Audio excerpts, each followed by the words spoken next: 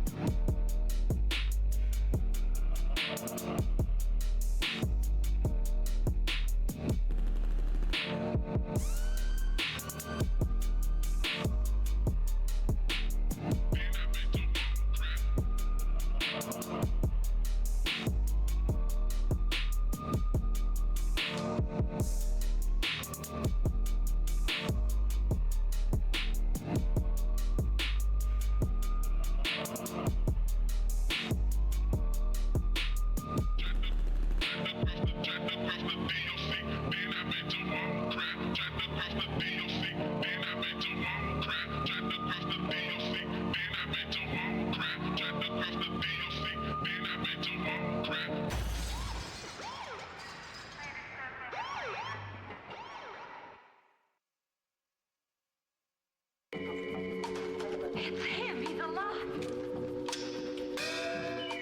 Swinging down the apartment, well, we be the pull up in the Jeep, swinging down the apartment, swinging down the apartment, well, we be the pull up in the Jeep, swinging down the apartment, swinging down the apartment, well, we be the pull up in the Jeep, swinging down the apartment, swinging down the apartment, well, we be the pull up in the Jeep, swinging down the apartment.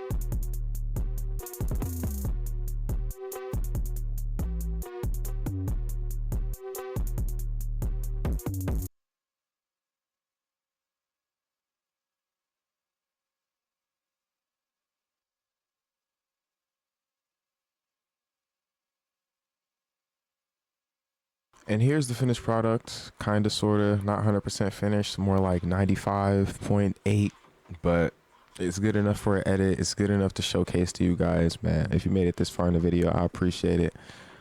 After the cinematic, I'll be flying it with the Thrustmaster flight stick and giving y'all a review.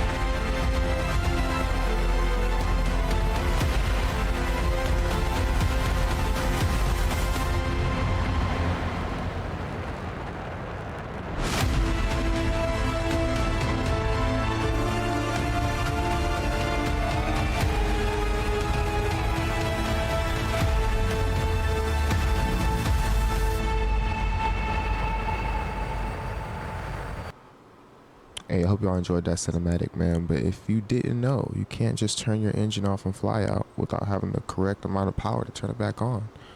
So here's the startup sequence for my F-15CX.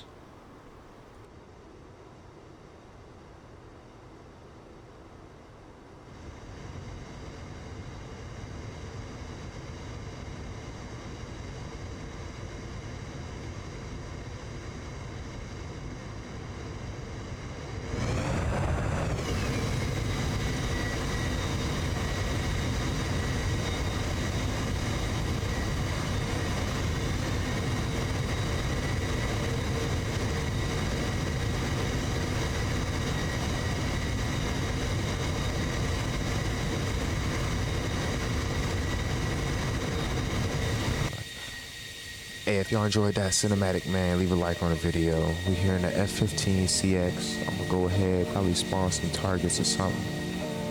Shoot them down and tell y'all how it feels. I mean, this is pretty fine-tuned. Still got a couple more details I want to add. A couple more here's and there's, but it's amazing, man. I took a lot of time on this. And, yeah, let's go ahead and get in the air. Can't stop.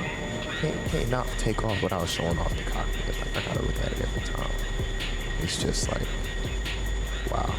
And I do eventually want to get in here and make all these buttons work accordingly to what they are. But that's that's more hours, more time. And I wanted to fly and post this. So also, quick little note. The lock button lights, or the lock tone lights, are binded to the ion missiles, so nice little detail there. Still a couple interior bits I want to add in here. We got flaps, of course, landing gear doors, of course. The gun is there, 20mm Vulcan. I was too tempted not to do it. But yeah, lights, camera, action, let's go.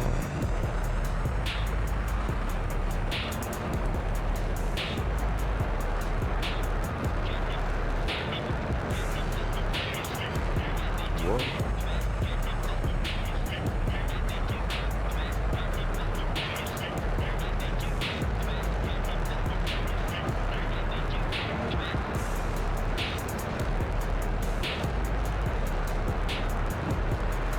If I would have kept it straight, we would have had a smooth takeoff like this. Right before the runway ran out to the ground. But yeah, a little look right there.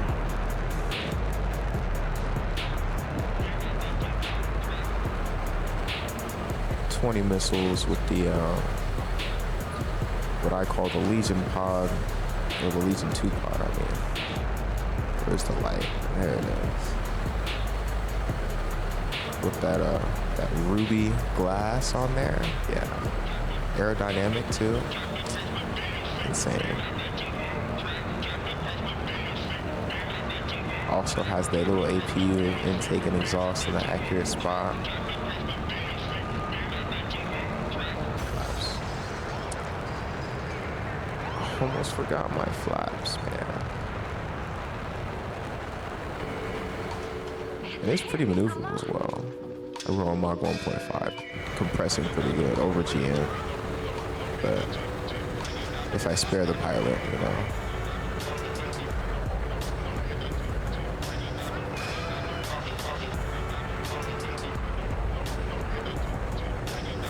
You can pull some G's for sure. Air brake.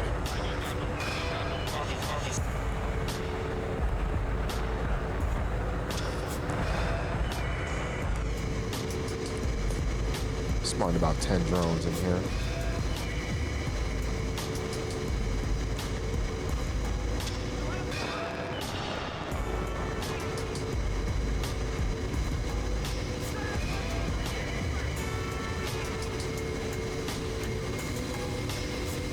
Splash.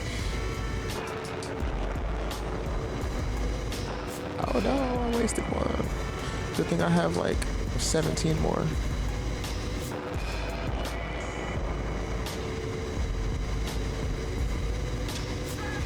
Splash 2. Oh my god. I'm taking so many bad shots. Taxpayer dollars.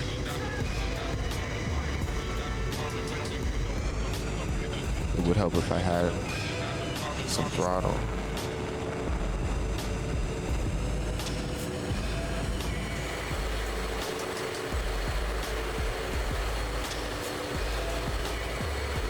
I wish the IRST pod in-game gave you a little bit more range or something with these missiles.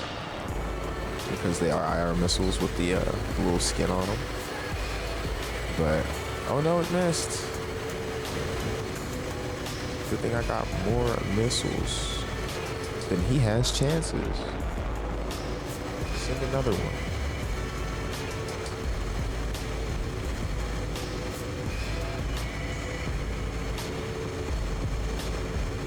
flat. Oh yeah, she turns. This is lighter than a normal F-15E, or EX, I should say.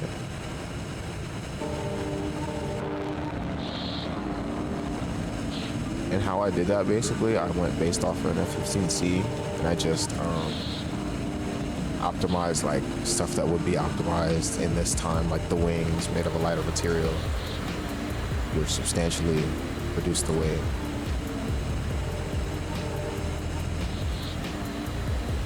I'm not gonna fly out there to those, but I could.